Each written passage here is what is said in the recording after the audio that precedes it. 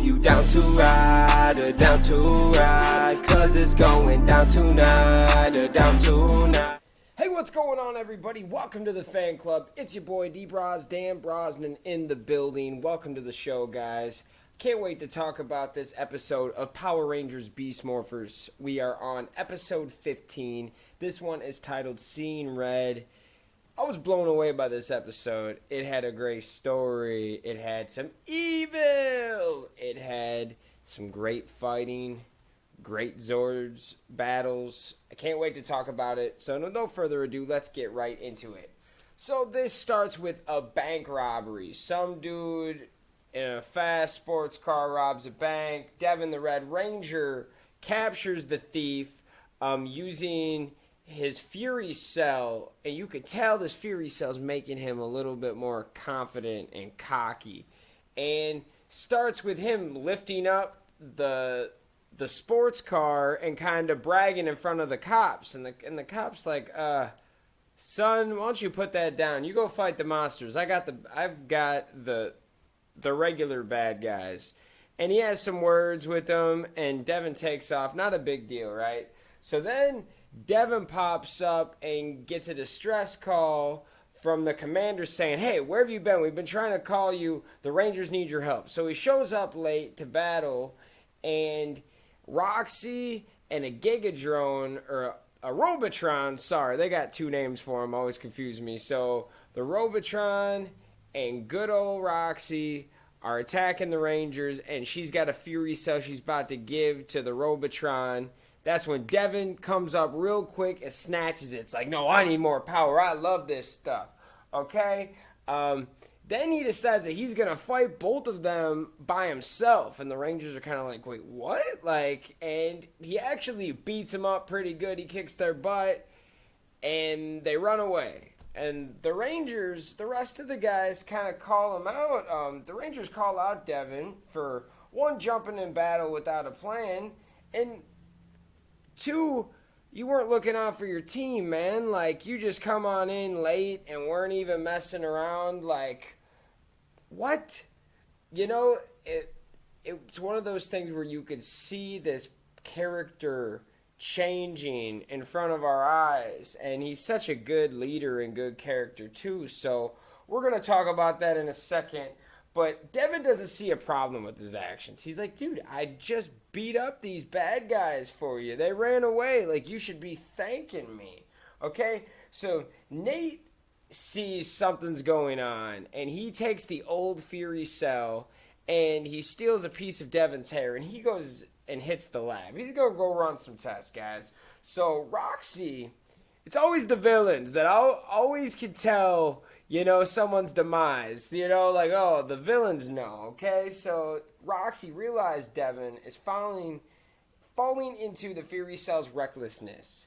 And the Fury Cell will make Devin evil if he keeps using it, okay? Evox tells Roxy to let him get the last Fury Cell, and he will be lost forever, okay? I think that's pretty cool. Roxy is always doing the most, and Evox told Roxy that if she succeeds, she will get all three of the Beast Morphers powers that they have been collecting.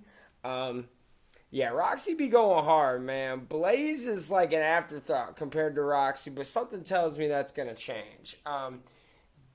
Devin's attitude is getting worse. He's showing off. He's trying to fight two guys at once at the juice bar. Come on, dude. You're a Power Ranger. Then Devin's fighting the guys, and he knocks over Ben and Betty's dad's cake. So, long story short, it's the commander, the chief or whatever, Ben and Betty's dad, it's his birthday, and they start off with this cake.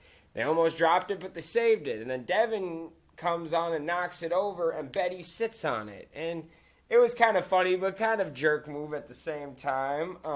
He even asked if they were okay either. So, Devin in this stage is reminding me of old Mighty Morphin Power Rangers with the jerk spell when they were all mean to each other, or Rocky and the Pachinko machine where Rocky couldn't stop having fun.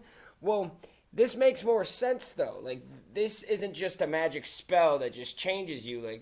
He he decided to use this power, and the power is corrupting him. And I actually really like this story arc and plot. It's really good.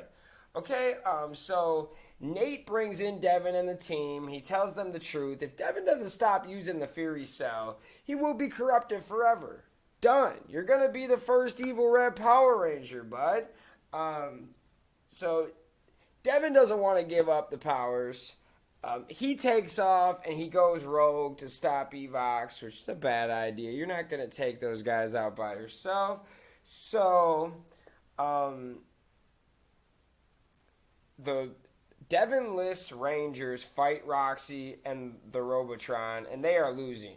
Roxy is about to use the Fury Cell on the Robotron. Then Devin shows up, okay, and he's about to take the Fury Cell, and then Ravi takes the Fury Cell. Devin is going to kill Ravi, okay, straight up. So, as he's going to kill Ravi, his Fury Cell runs out, and like he grabs the new one, but for just a split second, it did run out, and he realized, he's like, wait, like, I'm about to kill my friend for this power. Like, what is the matter with me? And he stops. He pulls back because Devin is a good leader. He's a good person, a good character that at least they're making him out to be. And through this whole story, he's been the one that has broke up fights between the team. Like, I think it was episode 2 or 3 where Zoe and Ravi wanted to be the leader and they were fighting over it. And Devin's like, no, guys, let's be cool. Like, get along. We got to work together. And he was the one that was helping the team out. So this is a cool story of him turning evil, and I really like it. He sees the truth, and he sees what he's doing is wrong. He turns good again, okay? Then the ending, there's a giant Megazord fight and Ranger battle at the same time. And we get all kinds of Megazords. There's fighting. We get all kinds of like giant Gigadrones fighting the Megazords. There's multiple. I thought that was cool. This is the best battle yet I've seen on the show, and we're 15 episodes in. I loved the Megazord battle, and I love when they're battling on Zords and on foot. There's something special about that, and then they all collab together and even add more to it. So they defeat the bad guys in the end, okay? You guys saw that one coming. Once Devin got into full health, they took out the Robotron and the Gigadrones and Roxy. So Roxy failed, but she did get the Red Beast Morphers special powers that they've been tracking and trying to put them all together. So someone's going to get 3 special powers. If it's either Blaze or Roxy, one of those two is going to have the Power Rangers Beast powers, okay? So they're going to be powered up. Blaze and Roxy in the end are fighting over who's going to have the Beast powers. And Scrozzle says, you guys are fighting, doesn't matter who gets them. Whoever gets them is going to be super powerful. Like, they are going to be leveled up a couple notches, okay? So, this is kind of the end that I liked. Devin was a jerk this whole episode, but he realized it. And he shows up with a cake for Ben and Betty's dad. And it's a blank cake. He even gave him icing. Like, here you go, guys. I made the cake. You write whatever you want on there for your dad. I'm sorry. He also apologizes to the whole rest of the team for being an idiot. And it ends with a funny little throwback MMPR style icing fight. Like, they're actually, like, squirting icing at each other. Now, back in the day, there was a food fight with the cake and the ice. You know what I'm talking about. So, it's not exactly like it, but yes, I felt some nostalgia there. Like, they were trying to bring it back, but just small things. You know, they're not trying to milk MMPR and make it exactly like it. It was just nice to see, like, hey, like, the same stuff still works, guys. You can have a fun food fight scene in the end, and kids are going to love it. I mean, crap, I'm an adult and I loved it. What did you guys think about this episode? I thought it was fantastic. It had great action, like I said. Best Zord scenes I've seen. There was good fight scenes in here. The storyline was very good. It was more adult. Like I said, this storyline is like an old MMPR storyline, except it made more sense. And it wasn't just like, yo, we're going to change this character for an episode, but just call it a magical spell. Like, this actually was super cool how they did it. It wasn't a magical spell.